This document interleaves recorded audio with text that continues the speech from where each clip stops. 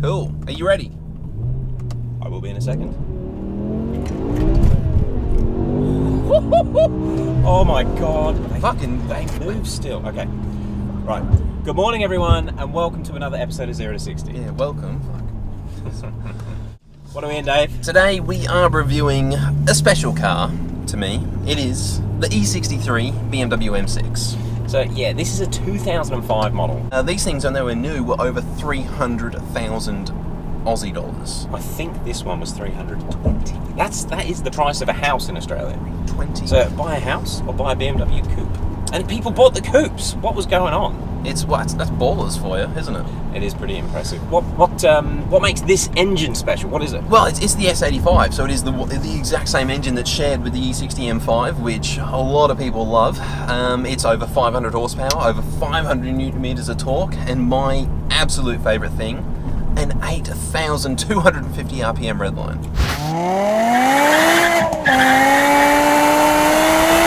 It has a hell of a character, these engines, and when you learn to get the most out of the engine, it's so encapsulating and involving. I love it. It is, and it should be. A lot of people might not actually know like how special they are, but again, there wasn't an M6. The first M6 was the E24, and that was in the 80s. Yes. And then after that E24, there wasn't an M6, so this was them reintroducing the M6. And they had a lot to live up to. I guess the hype of the M cars really exploded through the 90s with the E36 M3. The E46 M3 was one of the best-selling M cars of all time. Like, obviously they built a brand, the M. They built that brand package that they needed to live up to. And people were paying for it. So when to reintroduce this, again, the E24, that actually shared a variant of the engine from the M1, which really is a special engine. It's a supercar. So they couldn't do it half-heartedly with this, and I think that's partly why it's just got some stupid figures. And even though it is the same engine as the M5, it is a faster car. So just with that, so this shared the... Oh, God. SMG. So this shared the engine and gearbox and essentially the most of the drivetrain package with the E60 M5, which come out at the same time. But there are quite a few differences, and this is the first M6 I've been in. There are quite a few differences between this and the M5, and I reckon we should hop out, have a bit of a walk around the car, and point out what makes an M6 so special. There are some exotic materials, so let's have a look. Well, the first thing that nearly everybody notices is the exposed carbon fibre roof, which looks awesome. I love it. And obviously that's a bit lighter than a metal roof, but it's not just the weight saving, it's the fact that not having the weight up there helps the handling. And they've done the same with, well, actually lots of it. So it's a aluminium bonnet, thermoplastic guards. So you just push on it, which actually helps for like car park dings and stuff like that as well. I had no idea these had plastic guards. Yep. Obviously the bumpers are plastic. Aluminium doors. Same with the bonnet. Carbon roof, obviously. And then this bad boy is a carbon boot lid as well. Carbon? Is it? Huh. Oh, it doesn't have any metal seams. Yep. But the idea of this is, it's obviously a massive long bonnet, right at the back of the car, the boot, all the stuff high up the car, and also hanging over the front and rear axle, they're all really light. So it's lower the center of gravity, and it's also shorten the inertia point. So it does help with handling for body roll and also turn in. What other styling cues did it have over a normal 6 Series? Again, just like the M5, it's got the mirrors. They could actually be the same mirrors as the M5, but you do notice straight away it helps with that. Super aggressive front and rear bars. Obviously no spotlights in any M6, so if somebody has got spotlights, it's just an M Sport an M Sport bar. Different side skirts as well. This extra roll here to help it sort of look a bit more sportier. The rear bar, yes, it's got quad pipes, but just the shape, all these ins and outs, it's super like three-dimensional. Also the big wide tyres with the 19-inch wheels. They are a different style wheel to the E60 M5s, but they actually share the exact same tyres. Yeah, so they're 285s on the back, which well, back in the day, that was a monster of a tyre, and 2 5.5s on the front. So help with that understeer or that turn in. On the inside, actually I'll go from the driver's side. I'll hop in. I notice it's got pillarless windows. Like a true coupe.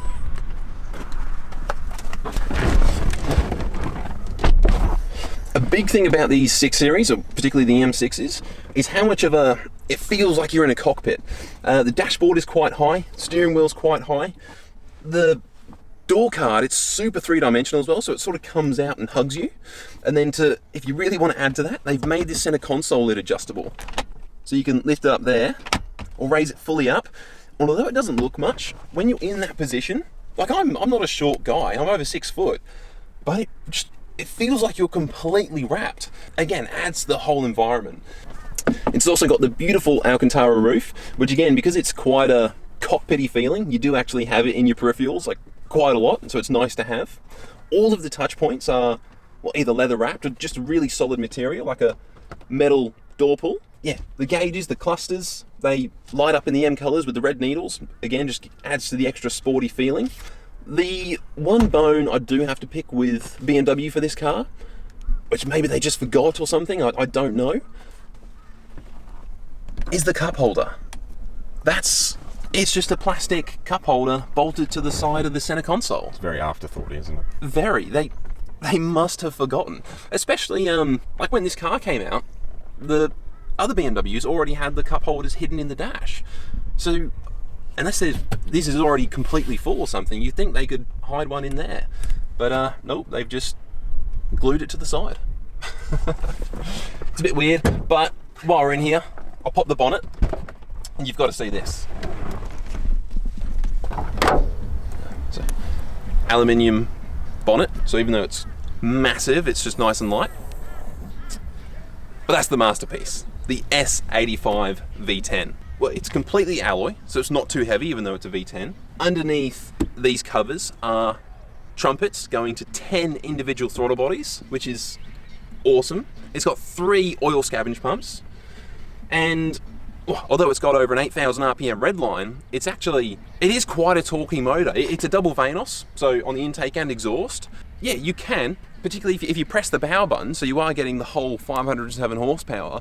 It really pulls from quite early in the rev range if you put your foot into it. It's not a lazy engine, even though it's quite pokey. The downside is which you would have seen on the internet, is the rod bearing issues, and they do run quite a tight tolerance, but that's what you've got to do if you want a performance engine. Do you want to hear it start up? Oh, yes. Actually, that's quite interesting. So this car is completely stock, and for a motor that's got over 500 horsepower at idle, you would never guess it. It just sounds. You've like got to hear it. diesel. You've got to hear it.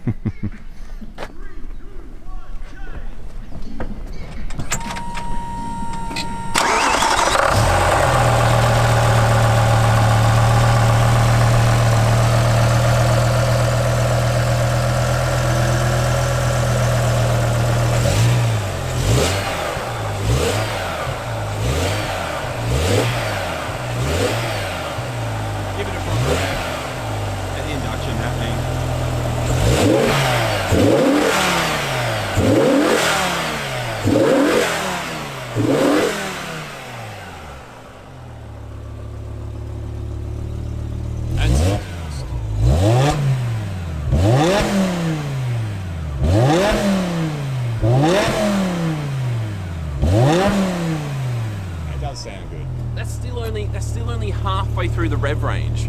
So you can really notice that from idle 1,000, 2,000, it's like it's off. It's like you would never guess that it's got 500 horsepower. But by the time you get up to 5,000 RPM, it starts to talk, starts to come alive. I think let's take it for a drive. Let's do it. So one thing that's not so prestigious with this lovely 6 Series, it's got the same key as a 3 Series, or a 1 Series from this generation.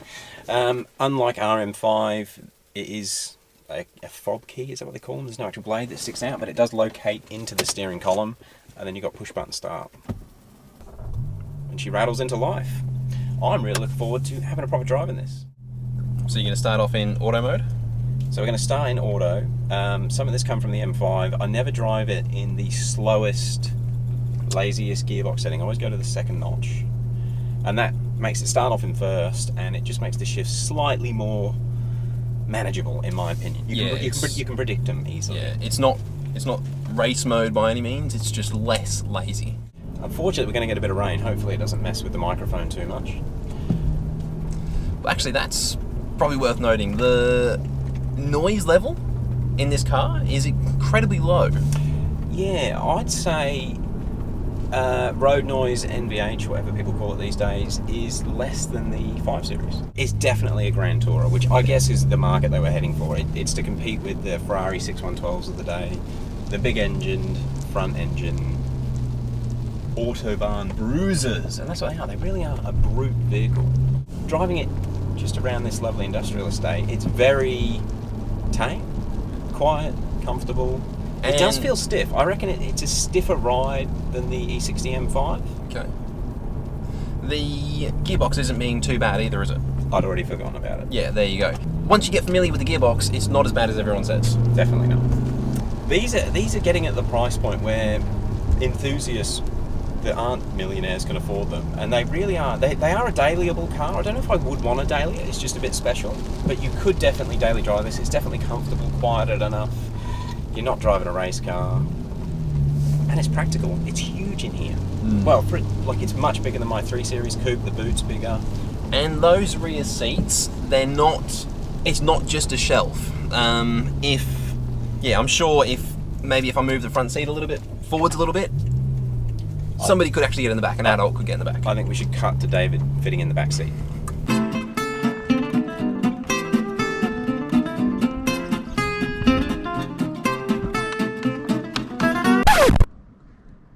Would you say it fits, Dave? Yeah, I didn't need my knees anyway. Now, unfortunately we've got some rain, so I'm not going to be able to boot it too much, but I am already getting excited about accelerating onto this 100km/h zone. So to feel what the power is really like, I'm going to put it in M mode. I'm going to do what we always do. Traction has to be off. That gives us the top, the top level of the gearbox settings. So you're all the way into that. Down into second. So we're going to roll the power on at 4,000. And it's gripping. Oh, a little bit. That's fast shifts. It's nice. And that's nearly the speed limit. That's good. Yeah, nearly the speed limit. Huge. Still gets you going, eh? It's 14 years old and it still pulls like that. It just feels more energetic. I think I said it before. It feels more ready to go, more alive than the 4-door version, which is crazy. It could be the seating position. Well, I think sit further away from the front wheels in this car. And again, the cockpit feeling, I think it does help to its sportiness. And something that definitely helps is all those exotic materials we were talking about before. So they have lowered the center of gravity, and that will make it turn a little bit better. Yeah, although it weighs a similar amount, the handling is better. So second gear pull again. Right, round to the red line. That shift. And 7,000 RPM. So those shifts, you couldn't, in a manual, I wouldn't feel comfortable shifting that aggressively.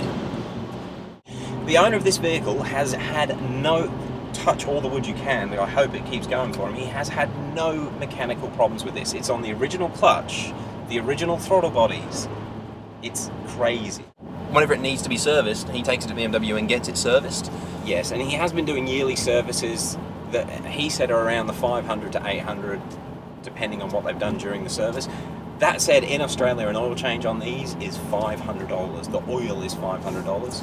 He said his biggest expense in the 10 years he's owned this one was a battery. Yeah. And he did put a genuine AGM battery from BMW, which was $800. These things they're just such a good package. I want it. I want to buy it from him. So have the M5 and the M6. Yeah. How sick would that be? It would be pretty cool. I've always thought, oh yeah, the M6 is a cool, big fast two-door with the V10, but when you actually do see it in person, it has got a certain presence about it. Can you think of a better car for the money? For $40,000, he's going to sell it for less than $40,000. What can you get that's got this much performance, this much unique feeling, this much collectability? Don't forget that you try and buy an E30 M3 these days, they're $100,000 plus. There are less M6s, there are less E63 M6s than there are M30s. Well, and E30s. E30 M3s have a 4-cylinder. Yeah. This has a V10. I think this could be the car to buy of our time, because they're not going to get any cheaper. They're a significantly special car, and they're just fucking amazing. Pardon my French. I think that just about wraps it up. We really like these. We're going to do a proper 0 to 60 on it and compare acceleration times between the E63 and the E60 M5. We've done 2 M5s on the channel. One had the Evolve tune, which unfortunately just made it harder to put the power down on the day we were doing it. Yeah, these were officially rated 0.1 of a second quicker than the E60s. So it'd be interesting to see if they can still do that, which with only the 30 or 40 kilogram weight difference. But yeah, a little bit of lower center of gravity, and we'll see what happens. Well, I think thanks everyone for watching. If you've got one of these, what do you do with it?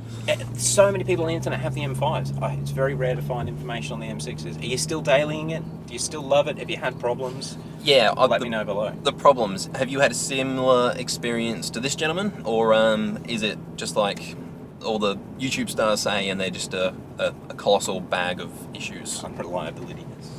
All right, let's wrap it up. This has gone on for long enough. Thanks for watching, guys. We'll catch you on the next one.